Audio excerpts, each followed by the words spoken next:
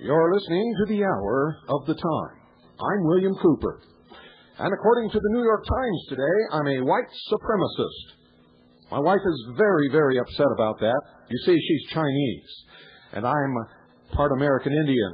So we're going to sue the New York Times. Those scumbags have done it now, and they're going to pay. Don't go away, folks. Don't miss one single moment of this tape. This is Mr. Stephen Jacobson. And what he's going to teach you, you must know.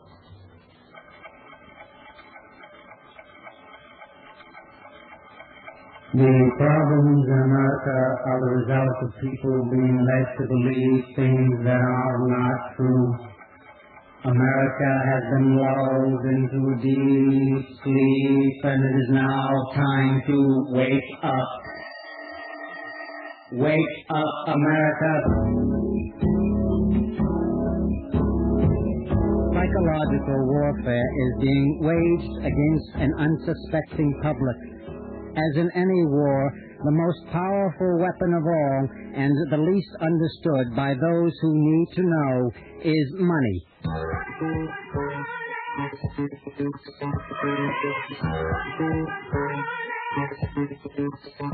In a letter to Thomas Jefferson in 1787, John Adams wrote, "All the perplexities, confusion, and distress in America arise not from defects of the Constitution, not from want of honor or virtue, so much as from downright ignorance of the nature of coin, credit, and circulation."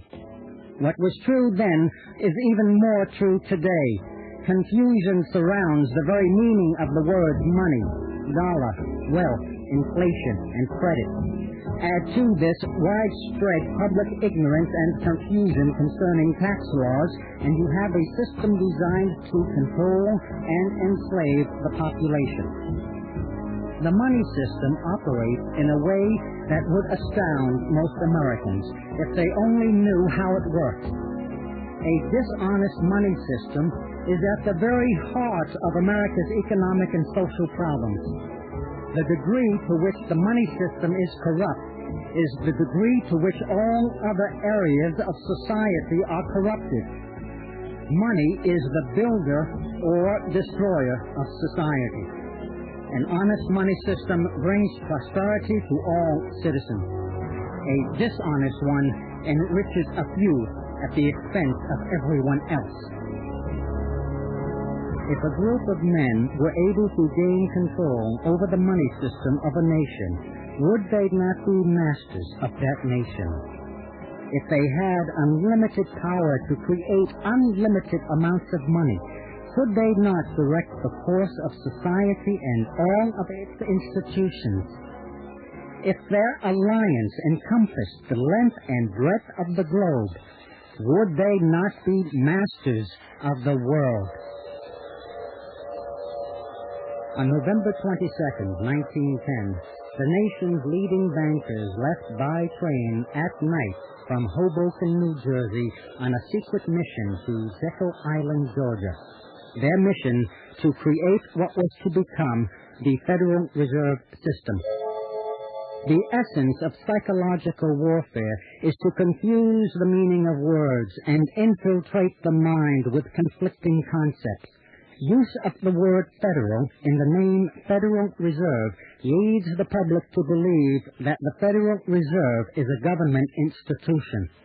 Contrary to this misleading use of language, the Fed, as it is commonly called, is a private corporation owned by foreign and domestic banks and operated for profit. The Fed controls the nation's money supply and interest rates, and thereby manipulates the entire economy in violation of Article 1, Section 8 of the United States Constitution that expressly charges Congress with power to coin money and regulate the value thereof. Article 1, Section 10 of the Constitution says, no state shall make anything but gold and silver coin a tender in payment of debts. Gold and silver coin were taken out of circulation, removed as backing for our currency, and replaced with monetized debt. In other words, credit. Credit exists only in the mind. It is not a substance, but an idea represented by bookkeeping entries and computer symbols. In the book 1984, George Orwell warned that people were in danger of losing their freedom without being aware of it while it was happening because of psychological, emotional, and intellectual manipulation, mind control. The manipulation of words and their meaning is the key to controlling what people think. Orwell called the redefining of words newspeak, where traditional definitions are eliminated while new meanings are repeated over and over again until accepted. The definition of the word dollar has undergone such a transformation to hide the fact that it is not money, but a unit of measurement for gold and silver coin. Title 12, United States Code, Section 152 states, the terms lawful money or lawful money of the United States shall be construed to mean gold or silver coin of the United States. Title 31, United States Code, Section 371 says, the money of account of the United States shall be expressed in dollars. A dollar is not money. It is the expression of money. The money of account of the United States is gold and silver coin. A dollar is a unit of measurement, like an inch or a quart or a mile. Congress, in the Coinage Act of 1792, fixed the dollar as a specific weight of silver in the form of a coin, and fixed the value of a gold coin in relation to the dollar unit of silver. If there are no gold and silver coins, there are no dollars of anything. Dollars cannot be money any more than quarts can be milk. A unit of measurement cannot replace or become the thing for which it is the measure. However, in the mind of the public, this is exactly what has happened. People have been led to believe that a dollar is both money and a measure of it. This is what George Orwell called doublethink, where the mind is infiltrated with conflicting concepts, unawares. Centuries ago, it became common practice for people to store their gold in the vault of the local goldsmith for a fee. The goldsmith would give the depositor a receipt for the amount of gold stored for safekeeping. The receipt was not money, but a money substitute. It also became common practice for people to exchange these warehouse receipts with one another for goods and services as if they were money, since the receipts could be redeemed for the gold held in storage. The goldsmith soon discovered that only a small percentage of the gold stored in his vault was ever reclaimed. He began issuing receipts for more gold than he had, using some of them himself to buy things, and loaning the rest at interest while taking title to real property as collateral. In either case, there was no gold in the vault for these extra receipts. By increasing the quantity of the money substitute, the goldsmith had stolen from the holders of legitimate receipts, the value of which was reduced by the number of fraudulent receipts issued. Paper currency, a money substitute, is honest only when the real money for which it is a substitute equals the number of receipts in circulation. By manipulating the number of receipts in circulation, the goldsmith quietly confiscated the wealth of the community without anyone being aware of what was happening. By reducing the number of receipts, he could make money scarce, causing a depression where he could foreclose on property and increase his wealth. He could then stimulate economic activity and bring prosperity by increasing the number of receipts until the next cycle of plunder. All of America's economic problems originate with the practice of issuing fraudulent receipts for gold that does not exist. This practice became standard operating procedure for the banking establishment. The modern-day counterpart to the warehouse receipt for gold is the Federal Reserve note. Remember, the essence of psychological warfare is to confuse the meaning of words. The word federal implies federal government, but the Federal Reserve is a privately owned corporation. The word reserve implies there is something to give the paper receipt value, but no gold or silver backs this paper. The word note implies a contract, because a note, by law, must identify who is paying, what is being paid, to whom, and when. Between 1914 and 1963, Federal Reserve notes never claimed to be money, nor did they claim to be dollars. A note for $5 read as follows. The United States of America will pay to the bearer on demand $5. Can a promise to pay $5 be $5? To the left of the president's picture and above the bank seal, it said, This note is legal tender for all debts, public and private, and is redeemable in lawful money at the United States Treasury or at any Federal Reserve Bank. In 1963, soon after the assassination of President Kennedy, the Fed began to issue its first series of notes without the promise, while taking notes with the promise out of circulation. Can paper become what it promises by removing the promise? To the left of the president's picture and above the bank seal, it now read, This note is legal tender for all debts, public and private. A note is an IOU. It is evidence of debt. It is not possible to pay off a debt with a debt. No debt can be paid in full unless paid in gold or silver, coined and regulated in value by Congress. The name Federal Reserve Note is a fraudulent label, since each word claims to be something that in reality it is not. By removing the promise to redeem the note in lawful money, the federal government, in cooperation with the Federal Reserve, eliminated the monetary system of the United States as established by the Constitution and replaced it with something totally different.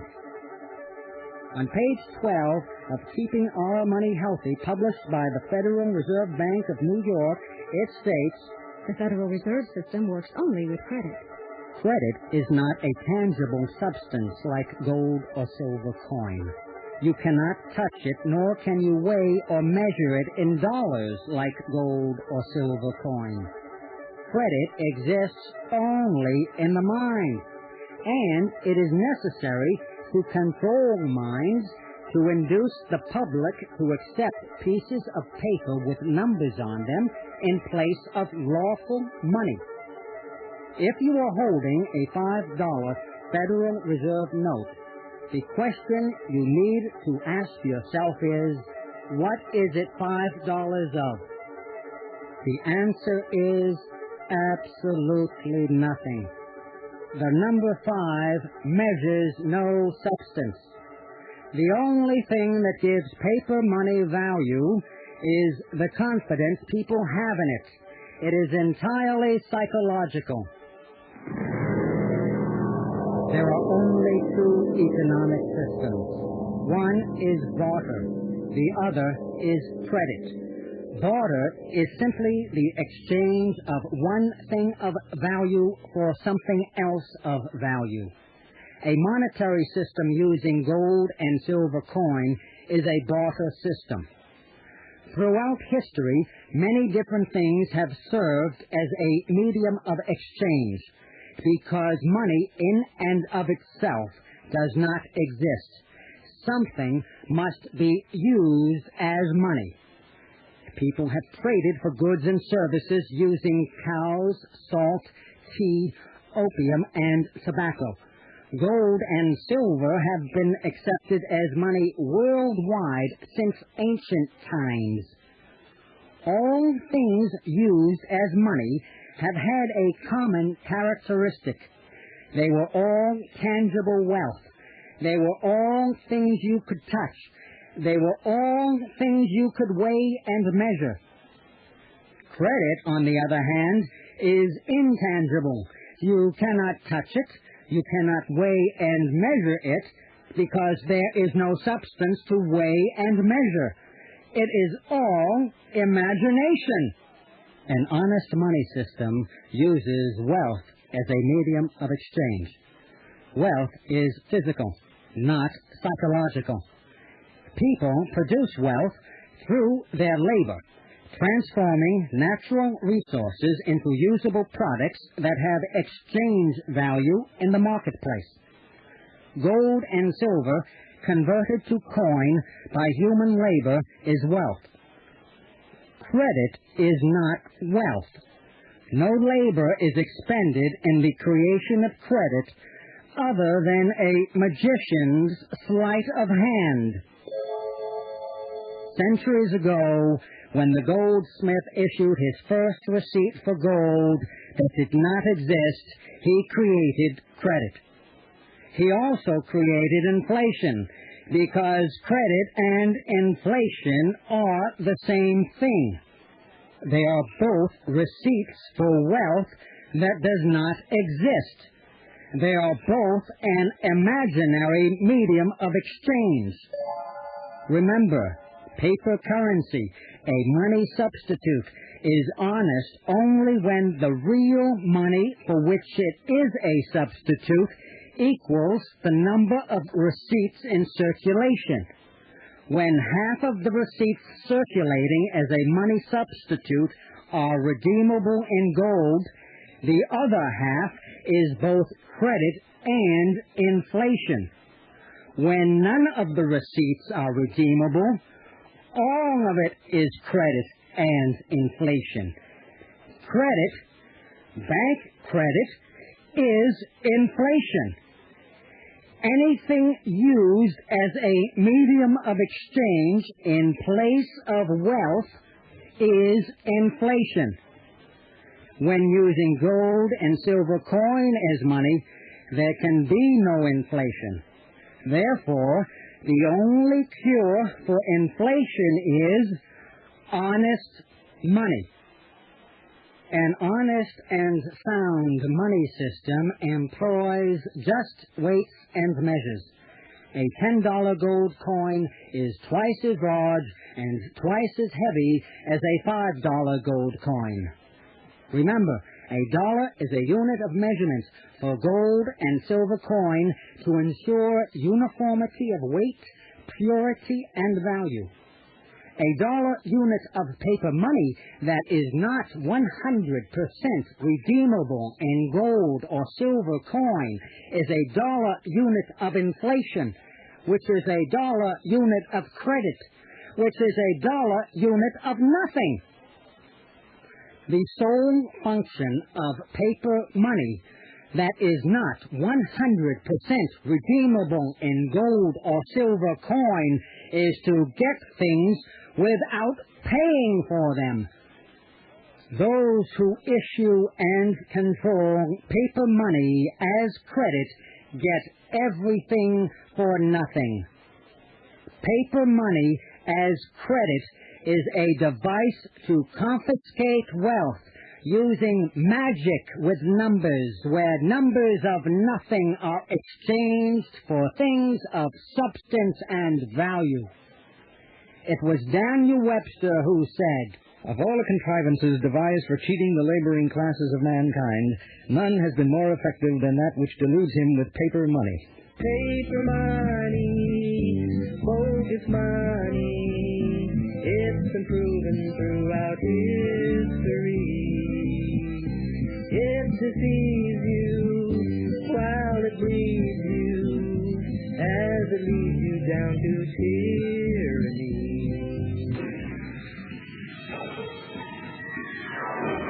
the American Revolution was fought over the issue of money. The colonies created their own paper money and paid it into circulation on public projects until enough taxes could be collected in gold and silver coin to buy back the paper. Colonial scrip, as it was called, was used as a temporary emergency measure to meet the demands of commerce. The rapid growth and prosperity of the colonies attracted the attention of the Bank of England, a private corporation chartered by the British Crown in 1694 and granted an exclusive monopoly to create money out of nothing and loan it into circulation at interest. Having gained control over British industry through frequent depressions caused by manipulating the quantity of paper money, the Bank of England sought to exploit the colonies by seizing control over their money. The British Parliament had no power over the colonies until the campaign by the Bank of England to nullify laws granting the colonies the right to create their own money, making it compulsory that the colonies borrow their money at interest from the Bank of England. This was the true cause of the War for Independence. Benjamin Franklin put it this way: the colonies would have gladly borne the little tax on tea and other matters, had it not been that England took away from the colonies their money. When the monetary provisions of the Constitution were being drafted, there were heated debates over whether or not to grant Congress power to emit bills of credit, in other words, print paper money. The colonies knew the agonies of inflation, paper money that does not maintain its value when it is not an honest claim for wealth, such as gold and silver coin. Oliver Ellsworth, a delegate from Connecticut, who later became this nation's third Chief Justice of the Supreme Court, said, "This is a favorable moment to shut and bar the door against paper money. The mischief of the various experiments which have been made are now fresh in the public mind and have excited the disgust of all the respectable parts of America." Roger Sherman, also a delegate from Connecticut and author of the gold and silver coin provision of the Constitution, wrote a scathing condemnation of paper money entitled A Caveat — caveat means warning — against injustice, in which he said, "If what is used as a medium of exchange is fluctuating in its value, it is no better than unjust weights and measures, both of which are condemned by the laws of God and man, and therefore the longest and most universal custom could never make the use of such a medium either lawful or reasonable." And so the framers of the Constitution stipulated a monetary system of gold and silver to be coined and regulated in value by Congress, and prohibited the government from issuing paper money, as stated in Article 1, Sections 8 and 10 of the Constitution. Congress shall have power to coin money and regulate the value thereof. No state shall make anything but gold and silver coin a tender in payment of debts. With an honest money system established in the United States, no nation would be able to maintain a dishonest money system for long. And this posed a serious threat to the money power centered in London. The Revolutionary War did not end the battle over who would control the money system of America.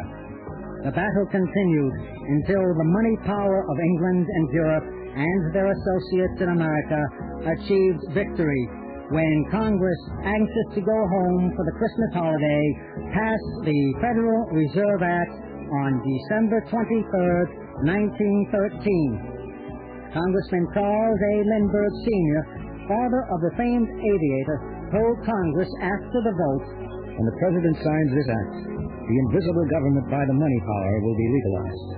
and so it was. President Woodrow Wilson signed the act into law, turning over the money system of this nation to a group of private bankers and allowing them to create money simply by making bookkeeping entries, loan it at interest, and take title to real property as collateral. As a result, the citizens of the United States lost control over their money system and their government. The Federal Reserve System is modeled after the Bank of England. Though it consists of 12 regional banks, it functions as the nation's central bank. It is where banks go to borrow money and is appropriately called the banker's bank. The Federal Reserve System is a private corporation owned by foreign and domestic banks and operated for profit. The Bank of England, the Bank of France, the Bank of Italy, the Reichsbank of Germany were all founded as privately owned banks and not as government institutions as their names imply. Remember, the essence of psychological warfare is to confuse the meaning of words and infiltrate the mind with conflicting concepts. The international banking establishment operates on the principles of fractional reserve banking that originated with the goldsmith long ago. It is based on the dishonest practice of issuing receipts for more gold than is held on deposit. On page 4 of Modern Money Mechanics, published by the Federal Reserve Bank of Chicago, it says, "At one time, bankers were merely middlemen. They made a profit by accepting gold and coins brought to them for safekeeping and lending them to borrowers. But they soon found that the receipts they issued to depositors were being used as a means of payment. These receipts were acceptable as money, since whoever held them could go to the banker and exchange them for metallic money. Then bankers discovered that they could make loans merely by giving borrowers their promises to pay, banknotes. In this way, banks began to create money. More notes could be issued than the gold and coin on hand because only a portion of the notes outstanding would be presented for payment at any one time. Enough metallic money had to be kept on hand, of course, to redeem whatever volume of notes was presented for payment. And when they did not keep enough gold and silver coin on hand to redeem all notes presented for payment, their fraud was exposed, and short bankers were hung from tall trees.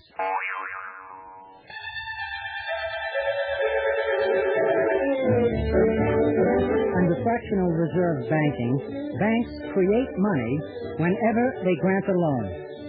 It is the act of borrowing that causes it to come into existence. Banks lend money that did not exist until they loaned it. It is a true feat of magic. Banks create money by monetizing debt, the debts of government, business, and the public. Banks literally create money out of less than nothing because a debt is a sum of money due. It is not possible to pay a debt with a debt.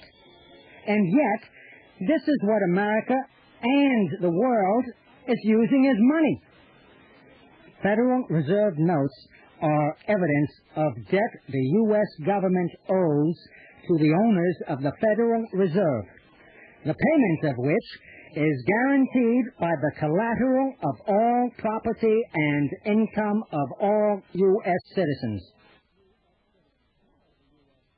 How the U.S. government borrows money from the Federal Reserve is not much different from the Abbott and Costello comedy sketch in their movie Buck Privates, where Bud Abbott wants to borrow $50 from Lou Costello.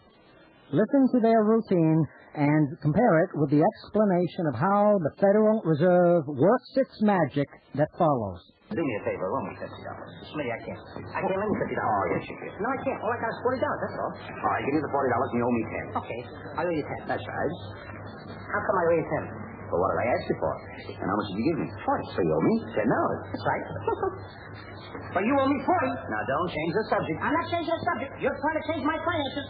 Come on now, give me my $40. All right, there's your $40. Okay. Now, give me the $10 you owe me. I'm paying you on account. On account. On account, I don't know how I owe it to you. That's the way you feel about it? So last time I'll ever ask you for the loan of $50. Wait a minute, Smitty. How can I loan you $50 now? All I have is 30. Well, if you need the 30, you owe me 20. Okay, this is getting worse all the time. First I owe him 10, now I owe him 20. Well, why do you run yourself into debt? I'm not running in, you're pushing me. I can't help it if you can't handle your finances. I do all right with my money. Hey, you're doing all right with mine, too. Now, wait a minute. I asked you for the loan of $50. You gave me 30. So you owe me $20. 20 and 30 is 50. No. The U.S. government borrows money from the Federal Reserve using the same kind of logic and manipulation of words and numbers as the Abbott and Costello comedy routine. When the U.S. government needs to borrow money, the Treasury creates a bond, which is a fancy word for an IOU, and promises to pay a specified amount of money at a specified interest on a specified date. This bond is evidence of debt, just as an IOU is evidence of debt. This interest-bearing debt is the foundation for this nation's money supply, and its payment is guaranteed by the collateral of all property and income of all U.S. citizens. The Federal Reserve buys this debt simply by making a bookkeeping entry for the amount and writing a check against no funds, and then converts it into paper currency and checkbook money. The U.S. Bureau of Engraving prints the paper currency in whatever denominations ordered by the Federal Reserve and charges about 2 cents for each note, regardless of the denomination, which the Federal Reserve pays for by making another bookkeeping entry and writing another bad check. In effect, the Federal Reserve lends the U.S. government its own credit, our credit, and then charges interest on it.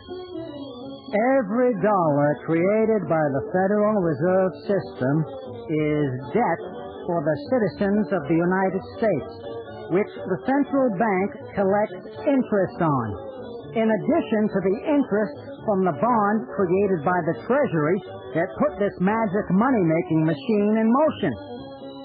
And it gets worse. The Federal Reserve inflates the amount of the bond in order to make even more loans of imaginary dollars and collect more interest on an investment that costs nothing. Under fractional reserve banking, the amount of money a bank can create is limited by the reserve ratio, or fraction, that it is required to maintain. For example, when the reserve ratio is 10 to 1, a bank can create and loan $10 for each dollar held in reserve, and charge interest on it. While the reserves of the goldsmith were gold, the reserves of the Federal Reserve is paper. Nothing more than bookkeeping entries that are a record of debt. The absurdity of the situation is that if there were no debts, there would be no money, since every dollar of paper currency and checkbook money is loaned into circulation.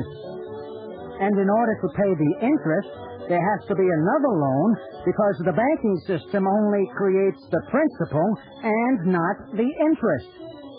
In fact, the interest can never be paid, because it is not possible to return to the bank more dollars than were created, making it inevitable that the Federal Reserve banking system acquire title to all wealth in the nation. This is exactly what the framers of the Constitution intended to prevent when they stipulated a monetary system of gold and silver coin and prohibited the government from issuing paper money, because a nation that uses money based on debt can never be free of debt. Paper money, It's a federal trick without a tree. It's the source of all inflation and the reasons why your ends don't meet. The only source of inflation is the Federal Reserve banking system, consisting of the 12 Federal Reserve banks dominated by the Federal Reserve Bank of New York and the nation's commercial banks. Increasing the amount of currency and checkbook money increases inflation. Creating new dollars reduces the value of all dollars, resulting in higher prices. By manipulating the quantity of created dollars, the purchasing power of every dollar is altered. The expansion and contraction of an artificial money supply produces the cycles of prosperity and depression that have long plagued society. Depressions are the result of private bankers reducing the money supply by tightening credit and withdrawing currency, causing a drop in prices, unemployment, and foreclosure of property. This mechanism is premeditated theft. The purpose of the Federal Reserve Act that was given to the public at the time was that it would prevent panics, crashes, and depressions. What the public was not told was that the nation's leading bankers engineered those very events to encourage the public to demand what the bankers wanted. The strategy used is a classic example of Hegelian dialectics, a method to bring about change in a three-step process. The first step is to create a problem. What caused the panics, crashes, and depressions that led to the Federal Reserve Act was the same thing that later caused the crash of 1929 and the Great Depression. Manipulating the amount of credit and paper money, just like the goldsmith of old had done.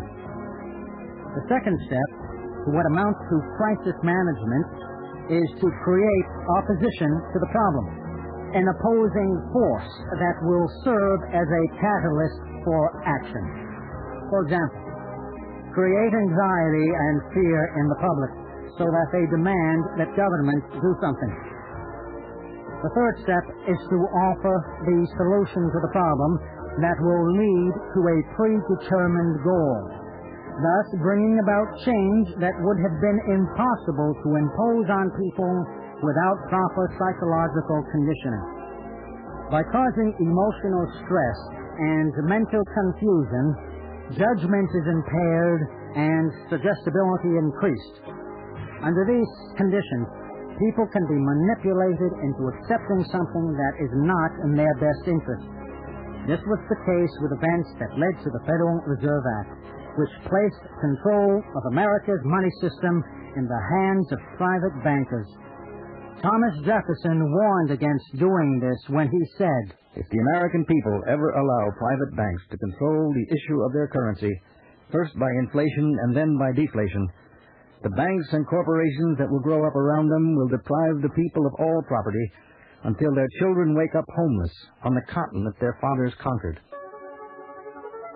When people conducted all business with gold and silver coin, it was a final transaction where payment was made on the spot, settling debts without delay.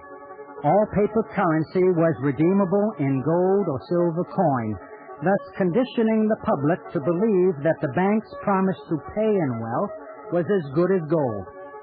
By calling gold and silver money, and then calling banknotes money, the two blended together in people's minds so that gradually, over a period of time, the difference between them was erased from public memory. A promise to pay money substituted for lawful money until the promise was removed. Exchanging paper currency is an incomplete transaction until payment is made in gold or silver coin. Until then, it is both credit and debt, a record of a specific amount of money to be paid or received. Credit, which is deferred payment, and debt, which is a sum of money due, are the same thing, which is hidden by deceptive double-entry bookkeeping, where a debt becomes an asset by calling it a credit. Paper money that redeems nothing only appears to have value because it can be exchanged for things of value.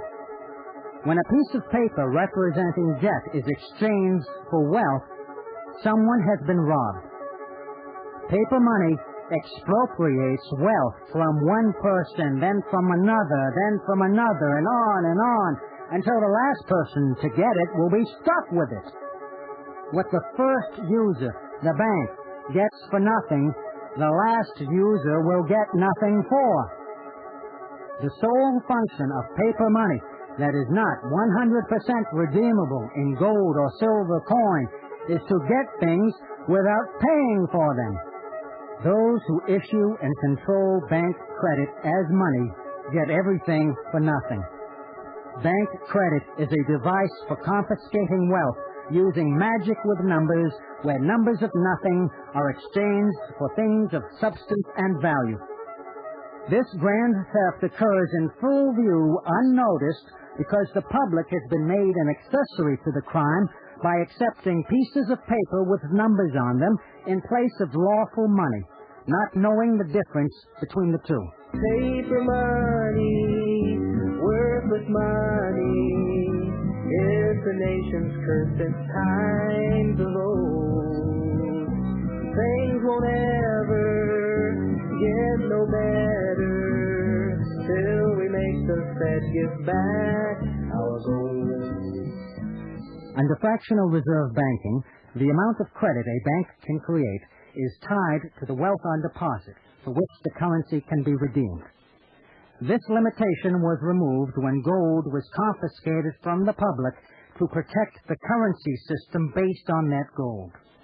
During the Great Depression of the 1930s, people who had gold on deposit in the banks wanted the banks to honor their contract to redeem the paper currency for gold. The fraudulent nature of fractional reserve banking was at risk of being exposed because there was not enough gold on deposit in the banks to redeem all Federal Reserve notes issued promising payment in gold. On March 6, 1933, President Franklin Delano Roosevelt, by executive proclamation, declared a national emergency and closed down the banking system for 2 days on the recommendation of the Board of Directors of the Federal Reserve Bank of New York. On March 9th, Congress passed the Emergency Banking Act, declaring a national emergency and conferring on the President the extraordinary authority of the War Powers Act and the Trading with the Enemy Act of October 6, 1917, amended to place all money matters of American citizens under its jurisdiction.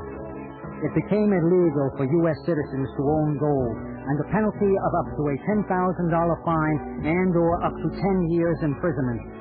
People turned in their gold and gold certificates in exchange for Federal Reserve notes of created dollars based on debt, which bore a promise of redemption in lawful money. The circulation of gold coins and redemption of paper currency for gold ended, leaving silver dollars as the only lawful money available. Silver was eventually eliminated from the money system, leaving the American people with a totally debauched money system of irredeemable paper currency and copper nickel-clad tokens that represent a debt owed to the owners of the Federal Reserve banking system, the payment of which is guaranteed by the collateral of all property and income of all U.S. citizens. When banks cannot honor their contract to redeem their notes for gold or silver coin, they are, in fact, bankrupt. The contract between the people and the Federal Reserve, printed on each banknote, promising to pay in lawful money, was invalidated because the system went bankrupt and because the amended version of the Trading with the Enemy Act of 1917 placed all U.S. citizens in the category of enemies, and no contract is considered valid between enemies. American citizens were declared to be the enemy by their own government, for indeed they would be if the people ever discovered what had happened to their money. It is the responsibility of honest government to ensure that the money system serves the nation and not enslaves the nation. We can be self-governing only when public servants are dependent on something citizens provide. When gold and silver coin were used as money, the people had control over their government. The golden rule of finance is that he who has the gold makes the rules. If the public has the gold, the public makes the rules. If the central government and central bank have the gold, they make the rules. The loss of the right to trade in wealth, such as gold and silver coin, enslaves the people to those who create and control what is being used as money. All it took to enslave America and the world was to convince people that paper and credit are money. The federal government and the Federal Reserve have the power to create unlimited amounts of credit because credit does not exist. It is not a tangible substance, but an idea represented by bookkeeping entries and computer symbols. The distinction between free men and slaves is whether or not they are paid for their labor. He who labors for money that the first user got for nothing is a slave to the first user, the banks. The Constitution established the use of both gold and silver coin as standard money to ensure the equal buying power of every dollar at all times. Honest money is nothing more than a transportation system to move goods and provide services. A credit system is nothing more than a slave system designed to control the population and all economic activity. Deficit spending is as phony as our money and illogical. How does one spend a debt? To pay means to deliver a substance as money, like gold and silver coin. Where there is no substance, there is no payment, only pretended payment. Banks do not really lend, they only pretend to lend. They put no money in a borrower's account. They only make bookkeeping entries that are reduced as the borrower writes checks against imagined deposits. By charging interest on a loan they do not make, banks impart psychological value to numbers of absolutely nothing. Charging interest sustains the illusion that banks loan something of value when all they do is rent illusions. Usury used to be defined as any interest charged for a loan. The modern definition redefines it as excessive interest. Any interest charged for a pretended loan is excessive. Interest, then, should be recognized for what it really is: tribute, a sum of money paid as acknowledgment of submission or as the price for protection. Tribute is extortion by a conqueror over the conquered. The so-called deficit is not really a deficit at all, but an asset the government gets in exchange for its role in the credit-creating scheme of the banking system. As the deficit grows, both government and bank assets grow, because the government and the banks acquire things of value with the credit they create out of debt. Banks should not be allowed to lend what they do not have, which is exactly what banks do. Banks enter credits and debits of nothing. They do not transfer honest dollars of gold and silver coin. What makes a check bad is the same thing that makes fractional reserve banking bad: insufficient funds, or rather no funds, as is the case. The words pay, borrow, and loan are meaningless without the means of payment. No one is paying for anything. Debts are being discharged with debt instruments, but no debts are being settled by payment in honest money, lawful money, constitutional money. There can be no liberty, no justice, no economic freedom without an honest money system. 3 years after signing the Federal Reserve Act into law, President Woodrow Wilson made the following statement: Our system of credit is concentrated. The growth of the nation, therefore, and all our activities are in the hands of a few men. We have come to be one of the worst ruled, one of the most completely controlled and dominated governments in the civilized world. No longer a government by free opinion, no longer a government by conviction and the vote of the majority, but a government by the opinion and duress of small groups of dominant men. When using wealth as a medium of exchange, government must receive wealth from its citizens to pay for goods and services. When using credit, government is totally independent of taxes and does not have to pay for anything, which the illusion of taxes conceals from public view. When the only thing on deposit in banks are bookkeeping entries, the honest payment of taxes is no longer possible because there is no honest money with which to pay. The notion of deficit spending leads the public to believe that the government spends more than it collects in taxes, when in fact Congress spends nothing and wastes nothing because no money goes to Washington as taxes. Taxes sustain the illusion that the numbers people call dollars have value, when gold and silver coin are the only honest money measured in dollars. Though nothing is financed by taxes, consumption, the public's capacity to use up goods and services, is reduced. Subtracting credits from bank accounts reduces consumption and eliminates previously created inflation. Consumption is regulated by taxing money, credit, away from people so they cannot spend it. Phony taxes regulate inflation. It is a safety valve to keep us from being drowned in paper and to keep prices from exploding to phenomenal numbers. A check to the Internal Revenue Service authorizes the transfer of numbers from one bank account to another. When bank deposits are only bookkeeping entries, taxes are an illusion that seem real when banks subtract numbers because there is less to spend. The tax system reduces public allotment of credit in order to destroy some of the bank-created credit so that the bankers and their government can continue to create more credit and with this credit get unlimited goods and services for nothing.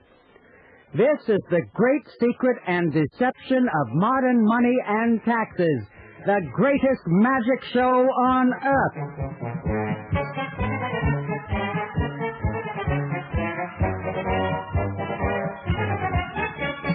The Federal Reserve pumps money, credit, into the economy, and the IRS sucks it out of the economy, thus manipulating the purchasing power of the artificial money supply.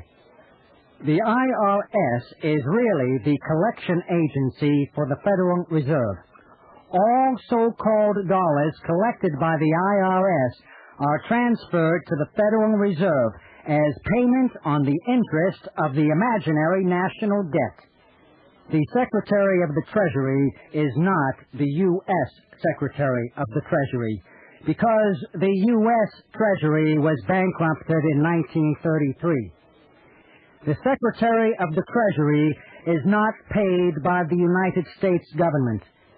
The Secretary serves as the U.S. Governor of the International Monetary Fund as receiver of the bankrupt United States, collecting the debt from U.S. citizens. America is owned by its creditors. The bankers own everything.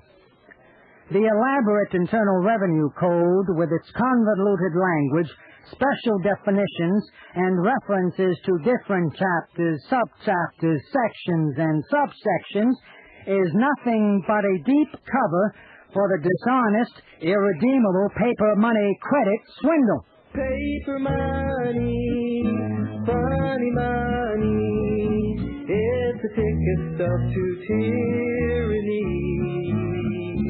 Gold and silver is the answer. It will reinstate our liberty.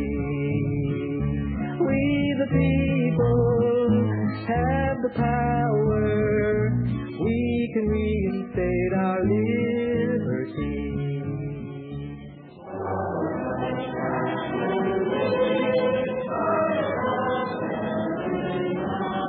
All the perplexity, confusion, and distress in America arise not from defects of the Constitution, not from want of honor or virtue, so much as from downright ignorance of the nature of coin, credit, and circulation. A nation that uses money based on debt can never be free of debt. The Federal Reserve System works only with credit.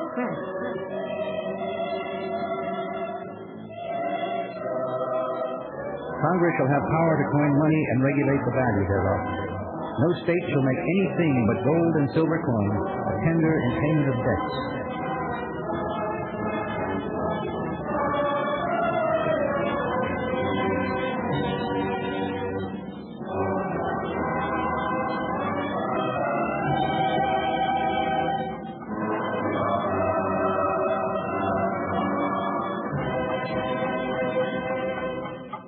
Wake up, America! Wake Up America, written and produced by Stephen Jacobson. NCIA Media, Mind Control in America Media.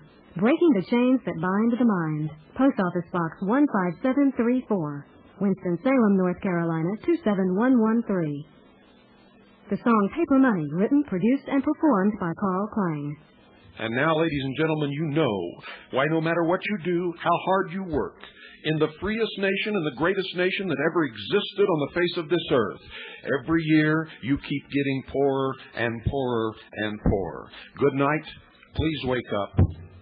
This alone justifies the militia. And God bless you all.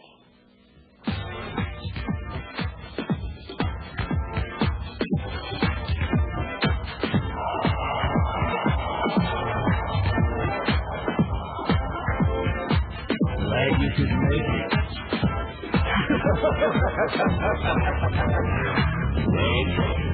New world order.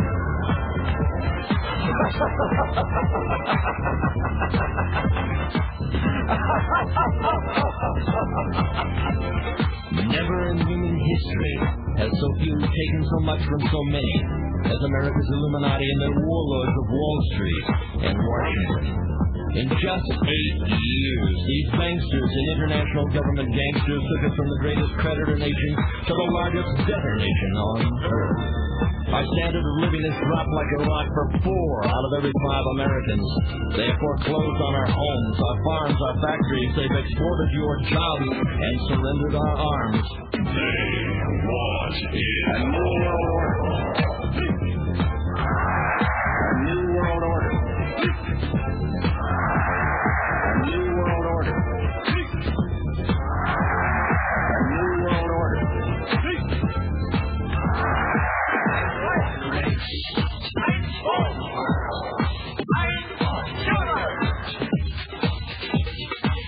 The Illuminati wants you to be a slave from birth to grave.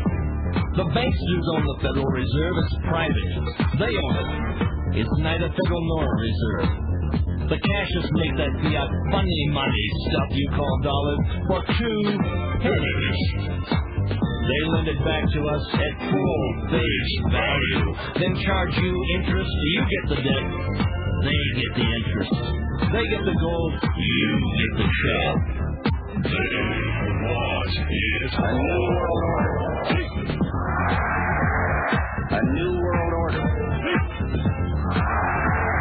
A new world order.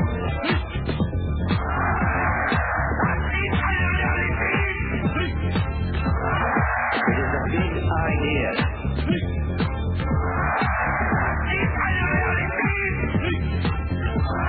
It is a big idea.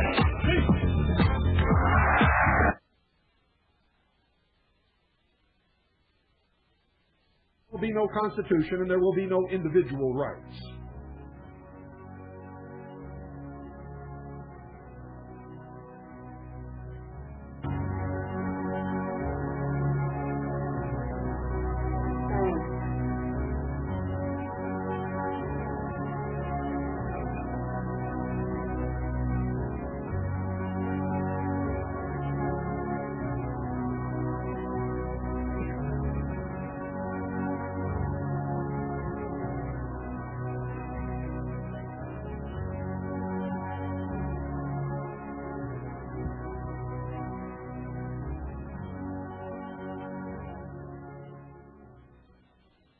You're listening to the Worldwide Freedom Radio Network.